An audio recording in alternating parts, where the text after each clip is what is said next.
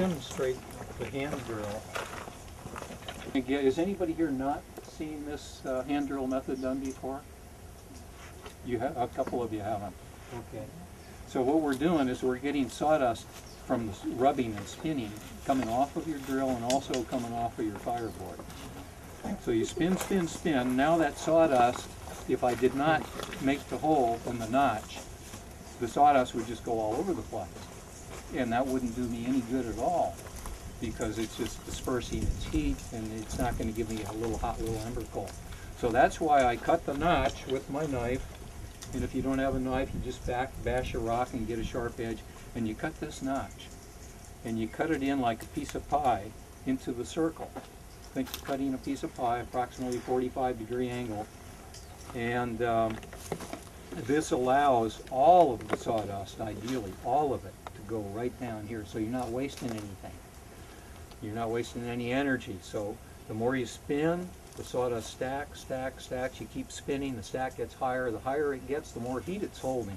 So finally it's holding enough heat that it ignites that fine little sawdust into a coal, an ember.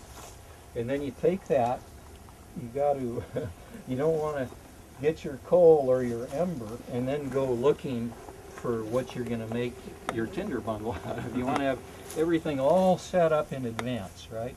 I often look for a flat rock that's not too big and do everything on that so you can carry the rock somewhere if you need to, or put something under the nest. But if you got a good nest, you don't need that either. Mm-hmm. So this is the inner bark from the cottonwood tree. That makes an excellent tinder bundle. And see all of this fine stuff. You want it, the one thing that you want to make sure of with your tinder bundle is that two things. It's soft and it's dry. Okay, so now I had a little sliver of wood that I set down here, and now I don't see it. It was a little, oh, there, thank you. That's how it fell down here. That's one of the reminders of the value of community, you know, everybody working together. Okay, so we want something to catch our little ember. And I like the way that the native people relate to this, and I relate the same way. This is the man, this is the woman, I would say husband, wife, whatever. The two together, you're spinning, and you get the sawdust, the little ember is born, the little baby is born as a result of the man and the woman together.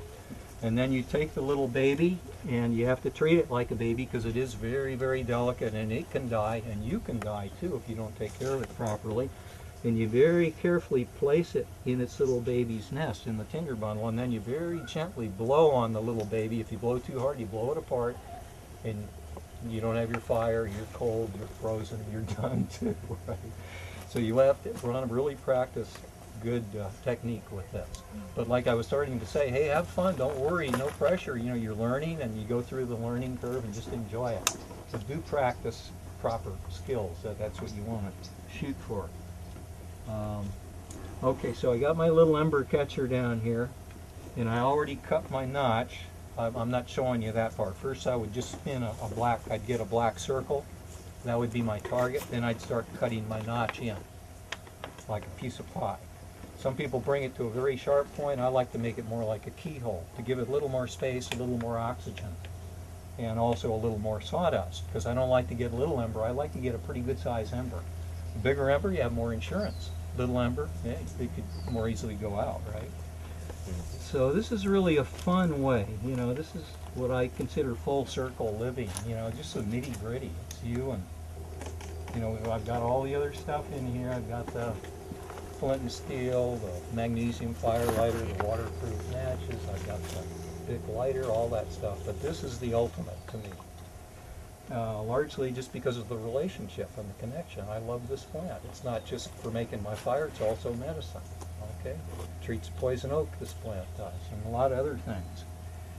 Okay, so here I go. I put the drill here. I put my foot on the board, and most people do it like this. They spin like this, and because you're pushing down hard, you go down here and then you come up and you just keep going up and down as many times as you need to until you get your little ember. Some people do a floating technique. They're really good at that, where you don't have to go up and down. It just stays right here while you're floating. But still, that takes more energy than if you use, we were talking about the yucca plant. We make cordage and string from the yucca plant. You can make a string from your shoelace. You can make it from a piece of clothing. You can make it from your bandana. You can always make a thumb loop, or you could call it a thumb. So what I do, I put a little notch in the top of my drill. I put a couple of thumb loops there. I put this on here. This is going to save me about 50% of my energy. Some people don't like to do this because they figure, I don't know, it's not macho enough or something. It's good to know both ways. But for me, like I say, it's about saving energy. If I'm up high in the mountains and it's cold and rainy and I'm maybe going to die, I'm not going to show how strong I am by just doing it with my hands. I'm going to take this, and I can always make this. And so here we go. After all that talk, let's hope that we get it, because not everything always works 100% of the time, right? The matches don't work 100% of the time. Bic lighter doesn't, and sometimes this doesn't. So I'm going to start out kind of slow, but I see that because the hole is kind of deep, the drill's binding a little bit, so I'm going to trim it up, just kind of. And that's the squeak noise here. Was it binding up? Or will it just do that anyway? I think that was partly it, or it might have been just on the bottom, because it gets a little polished in the bottom. Yeah, I discovered another thing about the fire stick. If you have it wider at the bottom than at the top, it sometimes keeps your hands from sliding down too fast. I got that from the Japanese. They make drills that are on a tapered rod. Right. Yeah, you have more friction that way too. However, if you do this, you don't need that. Yeah. Well, around here, mostly your mule fat's going to be the same diameter all the way through. So what I'm doing is I'm just leaning my weight down on this, and you see my foot is close to the drill. The further I have my foot away from the drill, the more this fireboard is prone to vibrating, and any vibration is going to cool down your sawdust. This is really fine details that we're talking about here, but sometimes people get all the beautiful sawdust, but they don't get the ember, or they get an ember, but it goes out because the ember's not hot enough. So little details like this, remember. And also with your notch, you don't want to have any kind of an angle like this, because that'll also slow down the fall of your sawdust. You want your sawdust to go straight down. That it's going to be just a little bit hotter that way. That might just make the difference between you're getting your fire or not, or living or not, actually. And also, I like to smooth it off, because there's little fine, even microscopic hairs that'll catch that little fine sawdust and give it a little hang time to cool it off. And when you need a hot ember, you just may not get it, and you wonder, what in the heck happened? What happened? Well, maybe if you just did this, it might have made the difference. You know, on a warm, hot day like this, and you get your embers, you get confident, and you think, oh, that's good, Jim's given a lot of extra stuff that's really not necessary. But then go up and say 0 degrees, and when it's raining and snowing, and try it out and see if it makes a difference. Okay. Okay, so here we go. Let's hope that it goes. See if the little baby can be born here.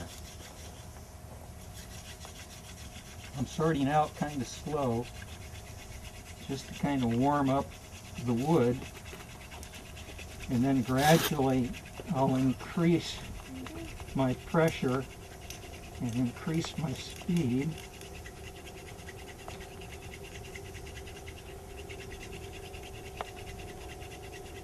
And there's the ember, but I want to make it bigger, see? Yep. So when it's smoking on its own, then you know that you have it. And you notice I didn't move my foot yet? Sometimes people get excited and they pop their foot off and the board sticks to your foot and everything goes flying.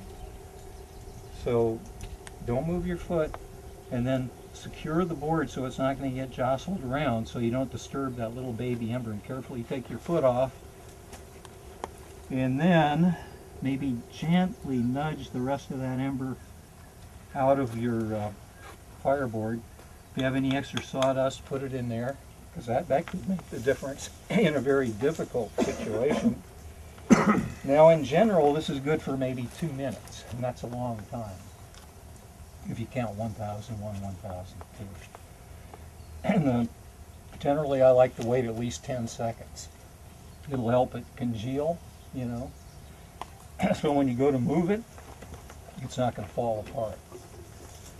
Now, some people, they dig a little hole in the ground and they put their tinder bundle in there, and then they put their board on top, and then their ember goes directly into the tinder bundle. I just prefer to do it this way.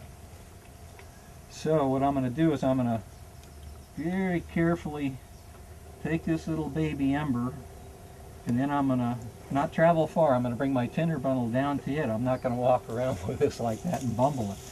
So I bring it sideways like this, and see when I nudge it with my thumb, you see how it all sticks together?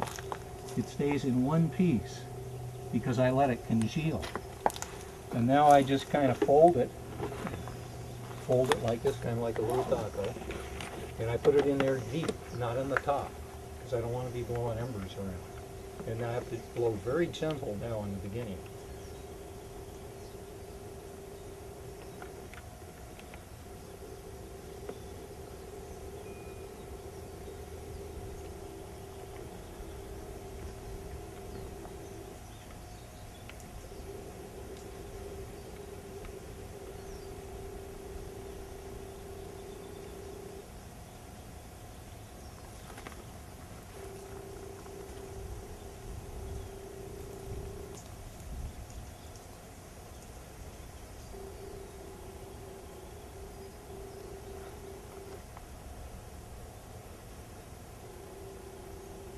I've heard of people carrying a tube around to hold in their mouth and blow on their mouth to get closer with the wind and not get swept out. So from here, you would put your little kindling sticks on. You'd have everything lined up, your finger size, your bigger ones. And you know, when you get good at this, 15 seconds, you have your fire going.